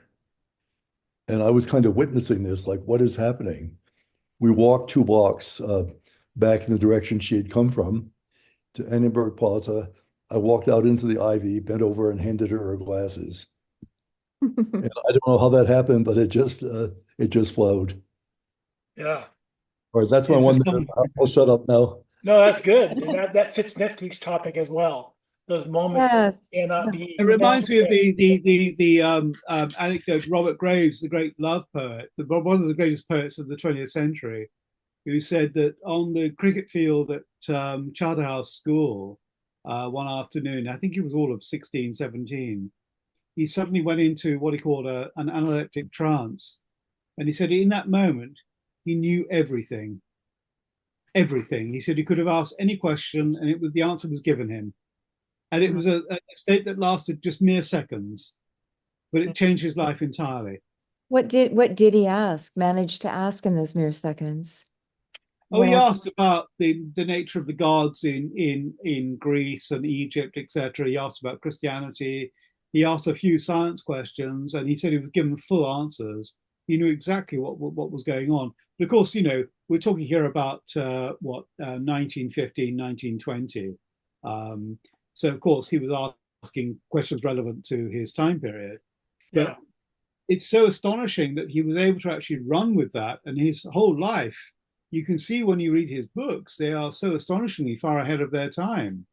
You know, it was the same with Medvedev when he discovered the periodic table. He went to sleep one night. He woke up the next morning with the whole periodic table in his mind. All he had to do was write it down, which is what he did. Uh-huh. So The see, biggest Janet, one- we do consult with the mysteries. They have much to teach us. It's Right. about opening the bandwidth. It's about dancing with the mysteries up close Yeah. and personal. It's That's it. about being embraced by them and coming back to share the tales, having our minds ripped open joyously. Yeah. So Thank you, Absolutely. Tony. yeah, Yeah, thank you, Tony, for Oh, amazing well, thank you. stories. yeah. And thank you both. Before we end, I want to make sure that I was fair enough here to also remember Janet's book as well, which I didn't put up Thank you. on the screen. One of many. The Yeah. true story of my shamanic journey through the underworld. So yeah, Where she danced Thank with the you, Paul. mysteries. Thank you, Paul. yeah. So I wanted to be equally fair with that as well. Both of you have bring so much to the discussion. And I know you've had your own private discussions back and forth. You guys have been bantering like a tennis match back and forth with ideas. And so what a pleasure it is for us to have both of you come together to get to today and bring forth your independent research and see how they cross-reference each other and how it seems to be pushing the dialogue further into the future. And this is what we want to do with this program, and what we do with this format is have that opportunity for us to riff on ideas and take us beyond things that we thought about before. And the idea of understanding how mystery schools, how it intersects with everything that we want to represent as an institute, that we want to be in a position to understand that the mysteries of life, it's a continuing journey. It's never ending. It's always more. And we can give different verbiage to it and different discoveries. I know in a couple of weeks, we're talking about the new cosmic story with Brian Swim and Monica Duress Bowles. That's a mystery school. It's a modern day understanding of how to look at the universe in a whole new way, and its interconnectedness to us and every breath that we take. It's all one. And Tony, we want system. you there because we want you to ask the tough questions. Yeah, everybody can. Yes. Yeah, exactly. for those. We want to get down to the meat of Nitty-gritty. Yeah. Okay, are you sure? Yes, I am. Yeah, I am. We always have questions. Go I to have toe. some tough questions there, Yeah. yes. So Yeah. because we've run out of time, I wanted to take a moment to honor both of you. And David, I know you're still working on your Codices project, and it's going to be coming out soon. Look forward to hearing that when your time is right. When it's We time. gotta talk to Absolutely. Christiane Amanpour first, he tells me. Yeah. We'll be second in line. You need That's to be fine. on international stage, but we'll take it. We'll take it as well. Yeah. Absolutely. I'll always prioritize the institute, believe me. So when we do the press conference, I'll be online to kind of drop some real big bombshells for you guys. Oh, well, thank you. I just would like to say thank you to Janet. I'd like to say thank you to you guys. And most of all, I'd like to say thank you to everybody who's joined in and had fun, which I hope they've had fun, and just say thanks for the great observations and questions. And I've had great fun. I just hope that everybody else has. Oh, we've all had great fun. I want to thank everyone as well, David, Laura Lee, Paul, and everyone. I'm quite honored to be part of this discussion. When I give a lecture, I always start off by saying to the audience, this is a history of Babylon. I get to babble on and on and on. And so it goes. And you're good at it. You do an excellent job of it. And I love it. That's why we continue to come back. All I know is that there's much more that each of you have to share on mystery schools. Right. We Yeah. scratch the surface. So Right. we want to hear more. We want to dive deep. And I know that you're doing this with the Christian, the Western mysteries, the Old Testament, the Greek, the Egyptian mystery, Egyptian, many yeah. other mystery schools. They go way, way back. And I appreciate, and I'm still stuck on seeds, still stuck on who's got the seeds. I think we all do. How do what Yeah. is it what the biblical thing about the woman who was very fertile saying, I am like the fig or the pomegranate, I'm full of seed. What was that quote? I don't know. Yeah. Yeah, I'm misquoting something. I don't know. I don't know, but that whole point of the garden. It's from the Song of It's from the Song of Solomon. Solomon. Okay. And what were you going to say, Janet? I said the Garden of Eden is the garden of seeds. Yep. Yeah. All right. So Well, we got to invite Thor Hansen here. He wrote a whole book on seeds, and I love him. He's influenced me. I love him. and feathered. is another one. Yeah. Yes, exactly. Yeah. We've attended his he's a player. We've attended his quartet and danced to his music in Little Freddie Harbor. So many more adventures to have here in conversations for exploration. Thank you all. Thank So- you. Thank you, Paul. Thank you. Thank you. Thank you. Thank Good night. you. Take care of your health and let's continue this journey together. Absolutely. You take care, guys. All of you. Blessings. Blessings.